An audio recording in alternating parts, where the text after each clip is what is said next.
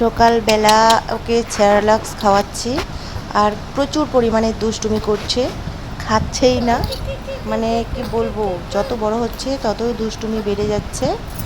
আর খেতে খেতে ওর রিয়াকশানটা একবার দেখো তোমরা। তো খাওয়াচ্ছি 10টার দিকে সেরেলাক্স, আর সেরেলাক্সের মধ্যে দিয়েছি খেজুর। খেজুর দেই কারণ হচ্ছে পেটের মধ্যে কৃমি হবে চিনি দিলে, ওর জন্য চিনি খাওয়াই না, খেজুর দেই। বাচ্চা মানুষ তখন পেটে কৃমি হইলে কান্নাকাটি করবে, বুঝতে পারবো না, যার জন্য খেজুর খাওয়াই। তোমরা সেরেলাক্সের সাথে কী কী খাওয়াও যাদের বাচ্চা আছে বলবে একটু। আর আমি খেজুর খাওয়াই। খেজুরটা দিলে মানে পেটের পরিষ্কার হয়, পেট পরিষ্কার হয়, পায়খানা ক্লিয়ার হয়, আবার রক্তও হয়, আয়রনের ঘাটতিটা মেটায়, যার জন্য আমি খেজুর দেই। আর লাস্টের ভিডিওটুকু দেখার জন্য অনুরোধ রইল। এই যে টাটা।